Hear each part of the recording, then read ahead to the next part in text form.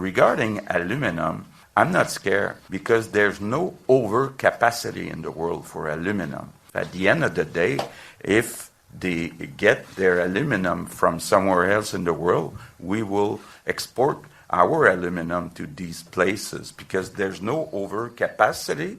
And on top of that, in U.S., they have no energy to produce aluminum. In U.S., they only produce 14% of their needs in aluminum, and Quebec supply 60% of U.S. needs in aluminum.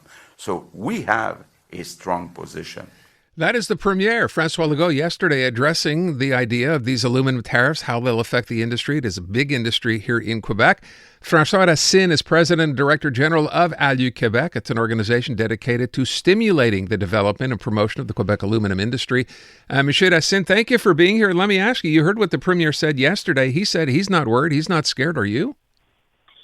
Well, if you talk about the aluminum producers, the big companies exporting a primary aluminum to the U.S., he's right. They depend on our aluminum, and they just cannot replace it very quickly.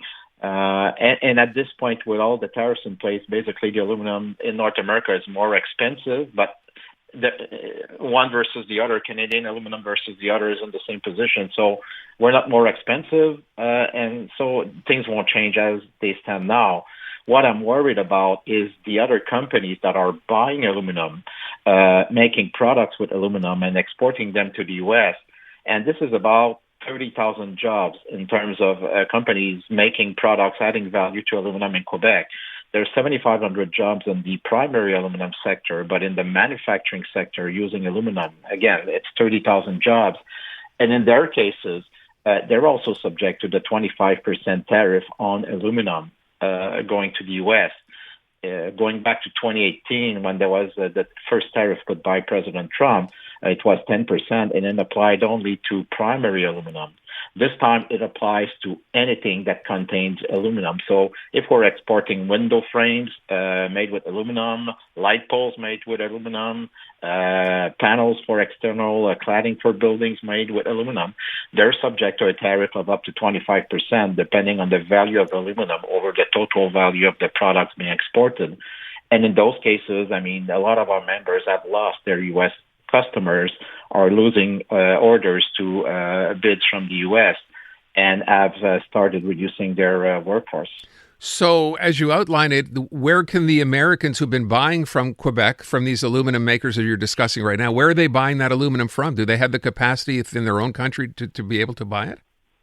Well, actually, the aluminum that we're exporting to the U.S., the primary aluminum, I mean, they have companies in the U.S. that can buy this aluminum and make the same products, make the same light poles, the same window frames. So in the case of manufactured products made with aluminum, the U.S. have companies doing the same thing, and they're not dependent on us. I mean, we are selling in the U.S. when we are more competitive, but they are self-reliant.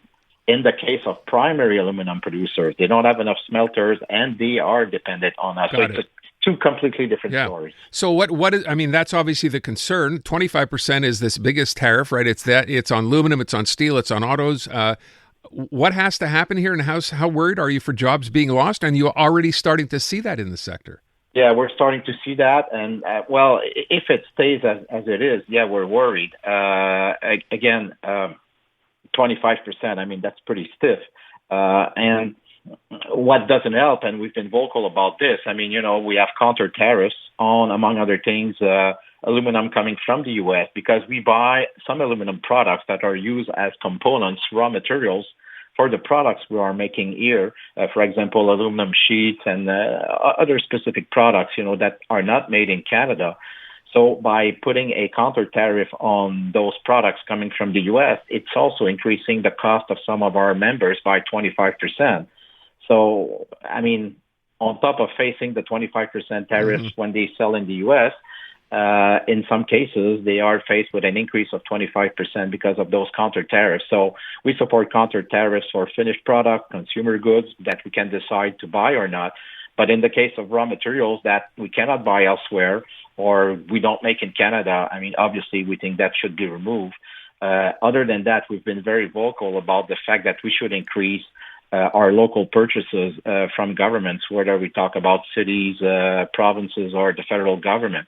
In many cases, we have opportunities to use more Canadian goods, and we should emphasize that and be stricter with the procurement process to make sure that we favor Canadian companies. As you describe it, I'm wondering to myself this idea that, yes, we now have a tariff against them because they imposed one on us, on aluminum, for example.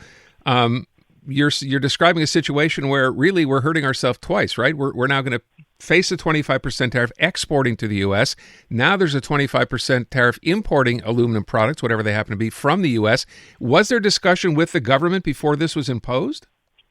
We've been sending message, and we are still sending message, and we know that they are reviewing this. And in some cases, they've done it like components for the automotive industry or aerospace industry. And hopefully the same will be done with other raw materials, like, for example, the aluminum sheets that we're buying from the U.S., which we don't make in Canada. So we're in communication with them.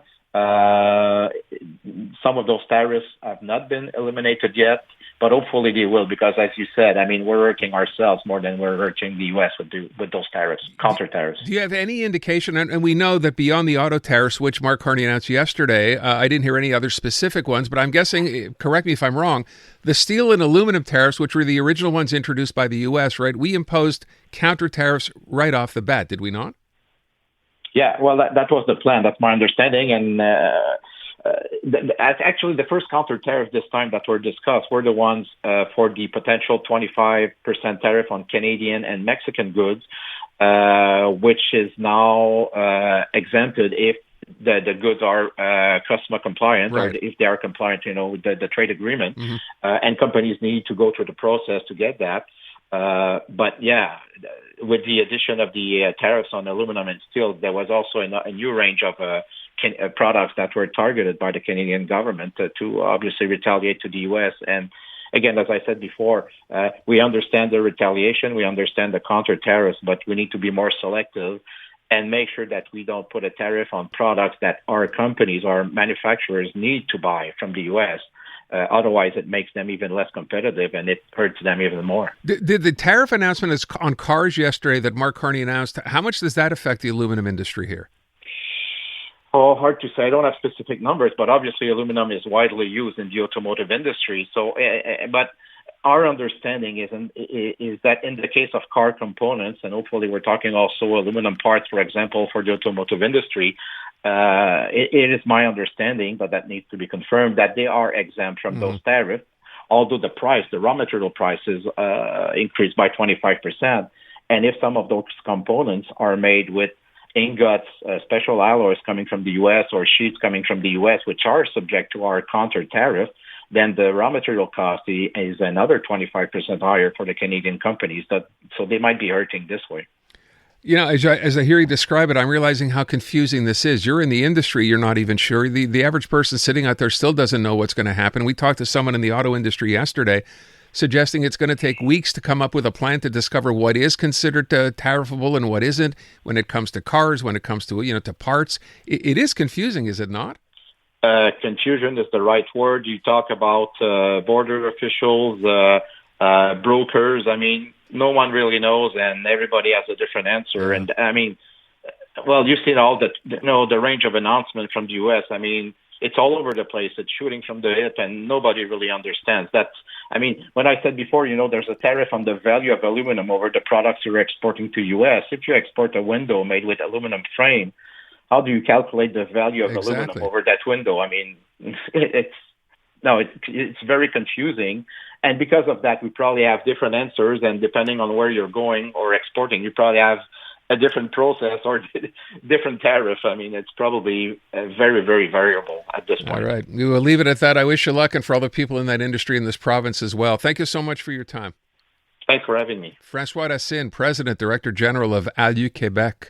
It's incredible, isn't it, to think that, this is now sort of the law. This is what we're looking at, tariffs, and trying to determine what portion of, he said, a window frame, an aluminum frame, what portion of that is considered aluminum, what's taxable, what's not.